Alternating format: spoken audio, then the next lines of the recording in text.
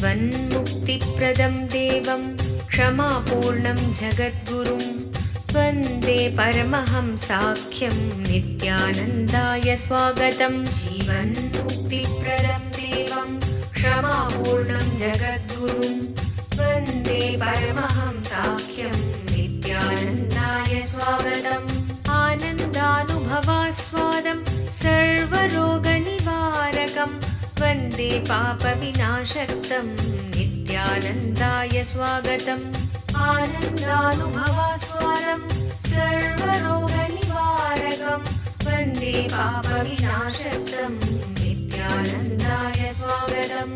नित्यमुक्तं निर्विकल्पं ಧ್ಯಾನಲೋಕಪ್ರದೀಪಕಂ। ಪರಮಹಂಸ ನಿತ್ಯಾನಂದರು ನಮ್ಮ ಯುಗದ ಒಬ್ಬ ಅಭೂತಪೂರ್ವ ಆಧ್ಯಾತ್ಮಿಕ ಶಕ್ತಿ, ಅಂತಾರಾಷ್ಟ್ರೀಯ ಆಧ್ಯಾತ್ಮಿಕ ಸಮಾಜದ ಆಂದೋಲನದ ಸಂಸ್ಥಾಪಕರು, ಆಧುನಿಕ ವೈದಿಕ ನವೋದಯದ ಪ್ರಥಮ ಅನ್ವೇಷಕ, ಪವಿತ್ರ ಊರಾದ ತಿರುವಣ್ಣಾಮಲೈನಲ್ಲಿ ಜನ್ಮ ತಾಳಿದ ಒಬ್ಬ ಯೋಗಿ, ಕೆಚ್ಚೆದೆಯ ಆಧ್ಯಾತ್ಮಿಕ ಸಂಶೋಧಕ, ದೈವಶಕ್ತಿಯ ಮಾರ್ಗದರ್ಶಕ ಜ್ಯೋತಿ. ಪರಮಹಂಸ ನಿತ್ಯಾನಂದರು ಇಂದು ಪ್ರಾಚೀನ ರಹಸ್ಯಾರ್ಥ ಯೋಗ ವಿಜ್ಞಾನದ ಪಥದಲ್ಲಿರುವ ಲಕ್ಷಾಂತರ ನಿಪುಣರಿಗೆ ಸ್ಫೂರ್ತಿದಾಯಕರಾಗಿದ್ದಾರೆ. ಆಧ್ಯಾತ್ಮಿಕತೆಯ ವಿಜ್ಞಾನದ ಸಂಶೋಧನಾಕಾರ, ಆತ್ಮ ಸಾಕ್ಷಾತ್ಕಾರ ತೋರುವ ಗುರುಗಳು. ಅವರ ವಿವೇಕದ ಸಂಪತ್ತು, ಅವರ ನಗುವಿನ ಆ ಸಂತಸ ಹಾಗೂ ಅವರ ಅದ್ವಿತೀಯ ದೀಕ್ಷೆಯ ಶಕ್ತಿಯನ್ನು ಪ್ರತಿ ವರ್ಷ ಪರಮಹಂಸ ನಿತ್ಯಾನಂದರು ಪ್ರಪಂಚದಾದ್ಯಂತ ಸುಮಾರು 1 ಕೋಟಿ ಜನರೊಡನೆ ಹಂಚಿಕೊಳ್ಳುತ್ತಿದ್ದಾರೆ. ಈಗ ಪರಮಹಂಸ ನಿತ್ಯಾನಂದರು ಜೀವನ್ಮುಕ್ತಿಯ ಬಗ್ಗೆ, ಆನಂದಮಯ ಜೀವನಕ್ಕಾಗಿ ಪರಿಹಾರಗಳ ಬಗ್ಗೆ ಮಾತನಾಡಲಿದ್ದಾರೆ. ಮರೆಯಲಾರದ ಆಧ್ಯಾತ್ಮಿಕ ಅನುಭವವನ್ನು ಕೈಗೊಳ್ಳೋಣ ಬನ್ನಿ. ಸರ್ವಧರ್ಮ ಪ್ರಣೇತಾರಂ ಸಚ್ಚಿದಾನಂದರೂಪಿಣಂ ವಂದೇ ಸನಾತನಂ ಪುಣ್ಯಂ ನಿತ್ಯಾನಂದಾಯ ಸ್ವಾಗತಂ. ವೇದ ವೇದಾಂತ ಸಂವೇದ್ಯಂ ದೇವದೇವಿ.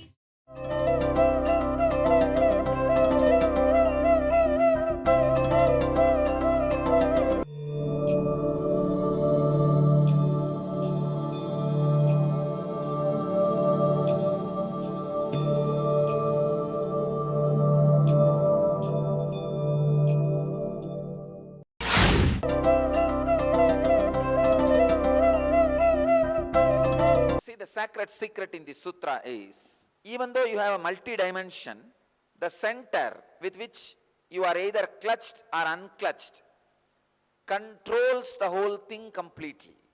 Please understand? It controls the whole thing completely. Either you are schizophrenic, having bipolar disorder or multiple personality, or you are enlightened, multidimensional, creative and intensely active. If you study Bhagavan Krishna and multiple personality disorder with a normal, useless, idiotic, third-rate mind which the psychoanalysts are having, both of them will look same. But only when you are able to look inside, beyond mind, you will see Krishna is the extreme expression of superconsciousness, and this multiple disorder personality is extreme expression of unconsciousness. Krishna is the peak, multiple disorder personality is the valley. Let me give you some more deeper understandings. You see, a normal man cannot conceive Radha Krishna and Geeta Krishna. Krishna who can sit and flirt with all these milkmaids whole day, running around, flirting, jumping, singing, dancing, playing, giving a cute feeling to onlookers, and the other side giving a reverential feeling to the onlookers. The Geeta Krishna, his very majesty gives the reverential feeling to the onlooker. But this Radha Krishna gives the cute feeling to the onlooker. A normal man can't conceive both feeling can be expressed 2 different dimensions of the same person. You can't call Krishna as His Holiness or His Highness or His Majesty. He is all put together. He is His Holiness as Gita Krishna. He is His Highness as the Dwaraka Krishna, King of Dwaraka. Can be called as His Majesty when He sits as the center of the whole Ashwamedha Yajna conducted by Yudhishthira, receiving the first respect. So the multiple dimensions. Same way Shiva. You can neither call him a grihastha, nor call him an householder. Guy who is all that time in samadhi, sitting in Kailash. How can you call him as householder? You can't. You can neither call him as a sadhu, nor call him as a householder. You can't put him in any frame. You cannot call him as a silent being because he is like a Dakshinamurti under the banyan tree. You can't call him as an angry person because he is beyond anger. So you can't say anything. He can be a Kala Bhairava and Dakshinamurti. I can say the ability to handle multiple personalities without conflict amidst them, among them, is enlightenment. The ability to play. See, the problem is your own personality, even your own self does not believe that you can have multi-dimension. You feel, if I am in this, if I am successful in this, I can't be successful in this. Mind game. Just yesterday I was reading an article, the power of mind game, how it can work on your very body. See, the arthritis patients, their hands are made to put on a camera. In the screen, their hands are projected. They are seeing their own hands in the large size in the screen. Suddenly in the screen, the scenes are shown as if somebody is pulling their fingers, bending it up, down, length, as if their hands are going through a physiotherapy exercise. You will be shocked. After 10 minutes, people have lost pain. They are able to move their hands freely. Can you imagine? These guys have not done anything. They just put their hands in a camera, on a camera. In the screen, it is projected as if their hands are going through a physiotherapy exercise. These guys just see their hands going through the physiotherapy exercise. Nothing else, just seeing. After 10 minutes, they don't have pain. They can move their hands as it is presented in the screen. Can you imagine the power of mind? You yourself don't believe you can have multi-dimensions. You yourself are struck, or I can say stuck. You yourself are stuck with the idea, if you grow in one dimension, you can't grow in other dimension. The idea you are carrying, if you grow in one dimension, you can't do another, is what I call psychological arthritis. Not growing in multi-dimension means you are growing towards multiple disorder, multiple personality disorder. Because you will be fighting constantly with yourself. Oh, what will I do? What will I do? What will I do? What will I do? I tell you, I hardwired you when you landed on planet Earth at least to have 108 different dimensions. Understand? 108 different dimensions, at least. Unfortunately, people neither grow their multi-dimensions, nor they don't even bother about expansion. See, understand? The expansion is no way connected to the wealth. It is connected to your understanding. See, in our ashram, we don't have any problem if somebody is expanding in certain dimension to support them with all the infrastructure they need. But I am seeing very clearly it is a mental disorder, mental arthritis. experiencing the multi-dimension is no way related to money or opportunity. It is related to your mental setup and your will. That's all, nothing else. Becoming a leader is a simple conscious will, nothing else. Becoming a multi-dimensional leader is just conscious will. Patanjali says in the sutra, it is your one single personality which controls the whole thing. So learn to unclutch from that personality. When you are able to unclutch, the controlling will be perfect and spontaneous, automatic. You will not feel suffocated. The controlling will be based on understanding. It will not even be controlling, just an understanding. Your relationship with your higher self and your relationship with the world is one and the same. If you are clutched with your higher self, you will be clutched with the world and suffering throughout. If you are unclutched with your higher self, you will have that tremendous devoted connection. And same way, you will have the tremendous devoted connection with the world.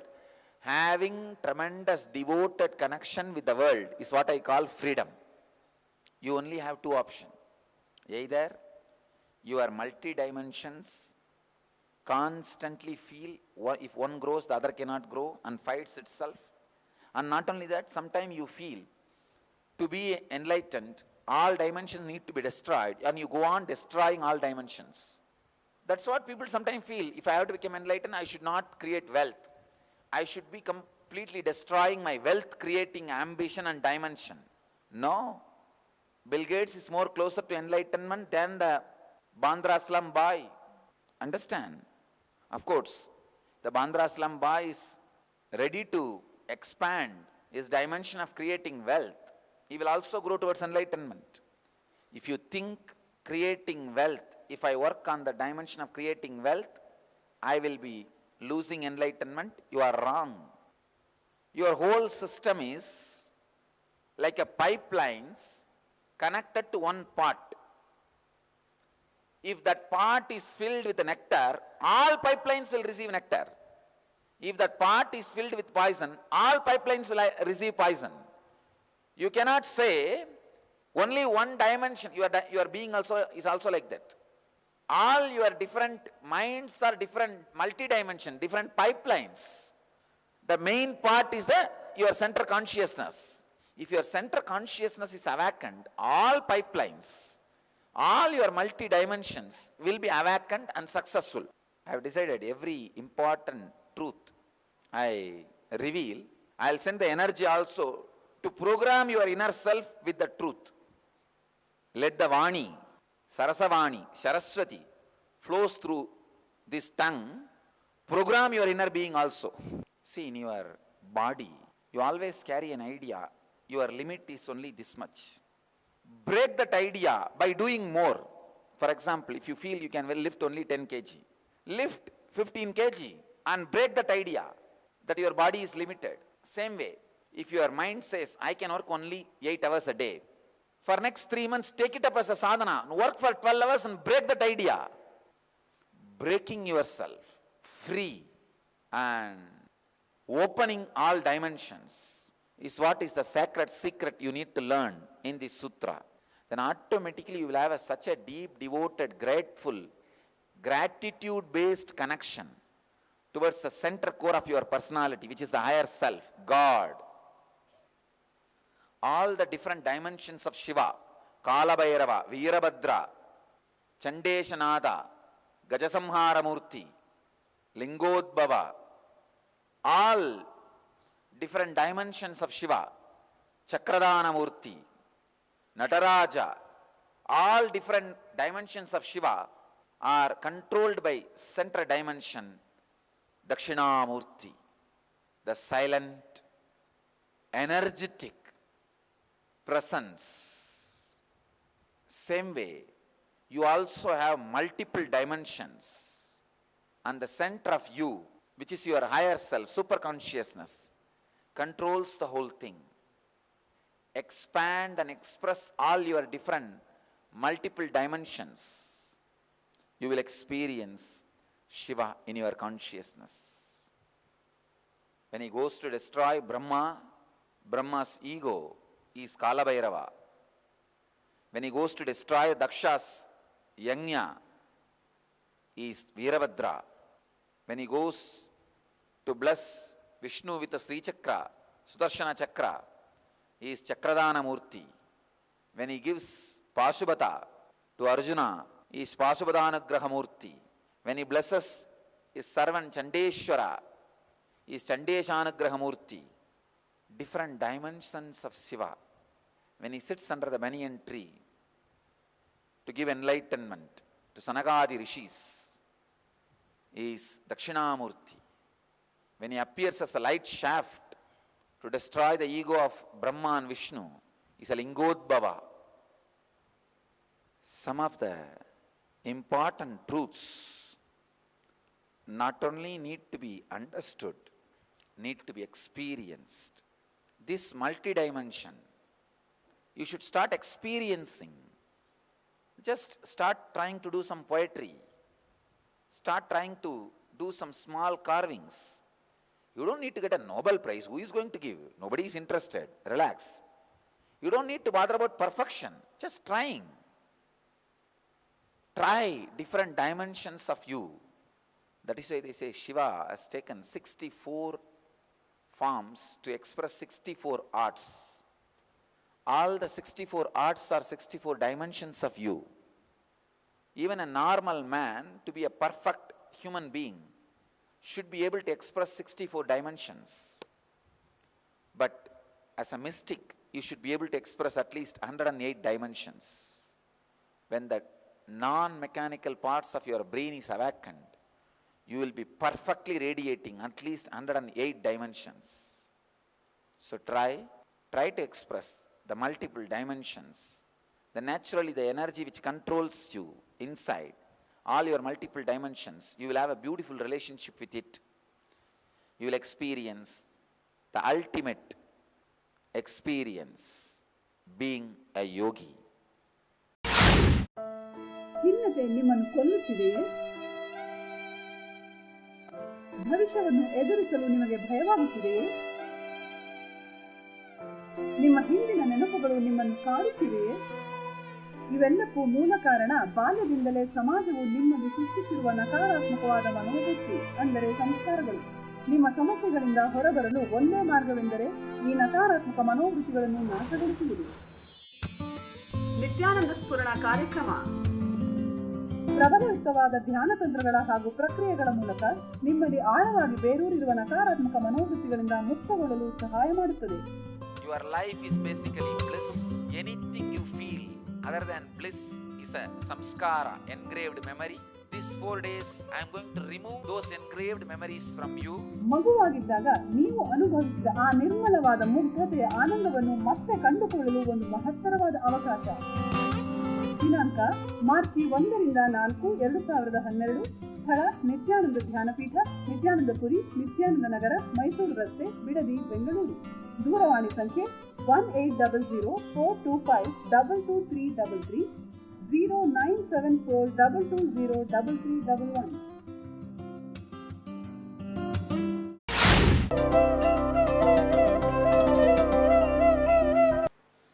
Accumulated results of actions.